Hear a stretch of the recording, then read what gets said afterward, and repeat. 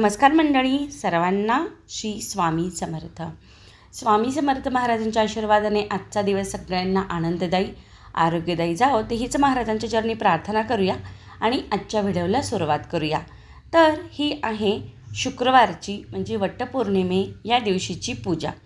अतिशय सुंदर असं पूजन झालेलं आहे आपल्या महाराजांचं. भरपूर फुलांनी आणि पानांनी सजलं आहे आपलं मंदिर. तर स्वामी समर्थ महाराजांचं पूजन तर आपण रोजच करतो, त्याचसोबत पौर्णिमा आहे, सत्यदेव पूजन देखील केलेलं आहे. म्हणजे दर महिन्याला पौर्णिमेला सत्यनारायण करतो आपण. आपल्याला गुरुमाऊलींनी तसे आदेश दिलेले आहेत, घरोघरी दर महिन्याला सत्यनारायण व्हावा. कोणीही करू शकतं, इतकी साध्या पद्धतीची सेवा आहे. त्यामुळे घरामध्ये सुख शांती समृद्धी समाधान धनधान्याची कमतरता कधीच भासत नाही. आणि त्याचसोबत आपल्याला घरच्या सगळ्यांचं आरोग्य देखील चांगलं राहतं बरं का. तर प्रत्येकाने करावी दर महिन्याला सत्यनारायण पूजन. तर चला बघूया आपण आज काय काय केलं आहे ते. ही आहेत आपली लिली बरं का. आणि पाऊस पडतो आहे सध्या, त्यामुळे लिली पण फुललेली आहे.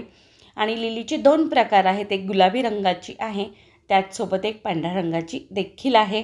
फुलं फुललेली होती म्हणून मी छोटीशी क्लिप घेतलेली आहे. त्याचसोबत आपण आज जेवणामध्ये काय काय केले ते पाहूयात. माझ्या स्वयंपाकघरामध्ये अतिशय साध्या पद्धतीने स्वयंपाक केला जातो. रोजचे मेनू माझे साधे असतात, पण सगळ्या पोषण मूल्यांचा विचार करून मी स्वयंपाक बनवते. अगदी माझ्या सासूबाईंचं वय 90 वर्ष आहे, त्यांना देखील खाता येतील असे मेनू आपल्या किचनमध्ये बनतात. तर आज केलेली आहे आपण मिक्स भाजी. त्यासाठी मी कढईमध्ये तेल गरम करून घेतलं, जिरे मोहरीची फोडणी केली आणि त्यामध्ये एक बारीक चिरलेला कांदा घातला. कांदा इतपत परतायचा आहे की त्याचा रंग ब्राऊन झाला पाहिजे. नंतर त्यामध्ये आलं लसूण पेस्ट घातलं, ते देखील परतल्यानंतर एका टोमॅटोची प्युरी घातली आणि ती छान परतली. चवीनुसार मीठ घातलं टोमॅटो प्युरी परतताना आणि त्यामध्ये घातली शेंगादाण्याची प्युरी. थोडंसं शेंगादाण्याचं कूट पाणी घालून मिक्सरला फिरवून घ्यायचं आहे आणि तेल सुटेपर्यंत परतायचं आहे. छान कुटाचा कच्चेपणा गेला की त्यामध्ये घालायचे मसाले, काळं तिखट, थोडीशी हळद, धने पावडर आणि बारीक चिरलेली कोथिंबीर. छान सगळं तेल सुटेपर्यंत परतायचं आहे. नंतर 2 बटाटे कट करून घेतले होते, ते पाण्यात घातले होते. थोडंसं फ्लावर आणि मटार ते देखील मी पाण्यात घालून ठेवलं होतं. त्या भाज्या सगळ्या घालून घेतल्या आणि छान मिक्स केलं. दणदणीत वाफ काढली. नंतर लागेल असं गरम पाणी घातलं आणि मंद आचेवर भाजी शिजायला ठेवली. मी दुसऱ्या गॅसवर भाजी शिफ्ट केली. आता आपण पाहूया पुढे काय केलं आहे. अतिशय हेल्दी आणि तितकीच पौष्टिक अशी एक वेगळी चटणी केली आहे. 1 वाटी शेंगादाणे छान मंद आचेवर भाजून घेतले बरं का. आणि त्यामध्ये घातला भरपूर असा कढीपत्ता. हा कढीपत्ता आपल्या दारातला आहे, स्वच्छ करून सकाळीच ठेवला होता, त्यामुळे तो छान सुकला पण होता. भरपूर कढीपत्ता घालायचा आहे. कढीपत्ता अतिशय पौष्टिक मानला जातो, त्यामुळे वेगवेगळ्या प्रकाराने कढीपत्ता आहारामध्ये गेला पाहिजे, त्याचा समावेश झाला पाहिजे. त्यासाठी ही चटणी. शेंगदाणे छान भाजले की शेवटी कढीपत्ता घातलेला आहे आणि गरम शेंगदाण्यामध्ये तो कढीपत्ता देखील कडक होतो आणि छान सगळं थंड करून घ्यायचं आहे आपल्याला. नंतर ते सगळं मिक्सरच्या भांड्यामध्ये घालून चवीनुसार मीठ, 1 चमचा जिरं, 1 चमचा लाल तिखट आणि भरपूर असा लसूण सोललेला घालून घ्यायचा आहे. आणि छान बंद चालू मिक्सर करतो ना आपण, म्हणजे एकदम बारीक नाही बरं का, थोडंसं जाडसर रवाळ अशी चटणी करायची. आणि बंद चालू मिक्सर केला की छान तेल निघतं. त्याला पल्स मोड म्हणतात, पण ते कळणार नाही म्हणून मी माझ्या भाषेमध्ये सांगितलं. छान चटणी आपण तेल सुटेपर्यंत अशी वाटून घ्यायची आणि ही चटणी अगदी 8 ते 15 दिवस छान टिकते, डब्यामध्ये भरून ठेवायची.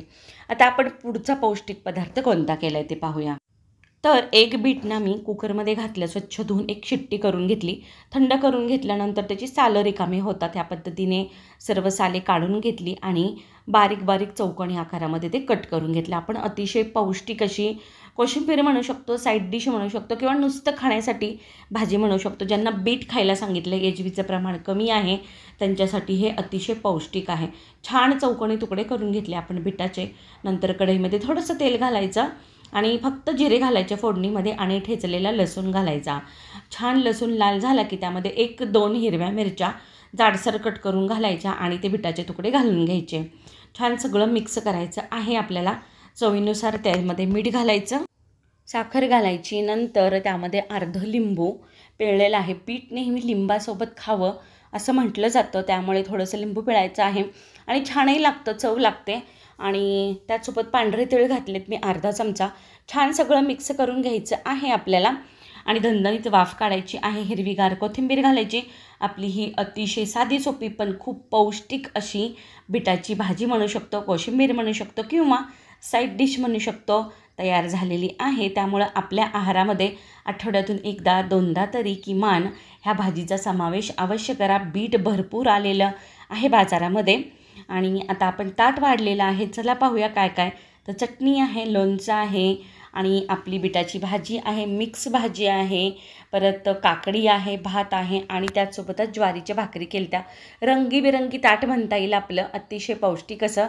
तर सगळे मेनू कसे वाटले कमेंट करून नक्की सांगा. चॅनलला सबस्क्राईब केलं नसेल तर पटकन करा. परत भेटू नवीन मेनूसोबत, नवीन सेवेसोबत. श्री स्वामी समर्थ.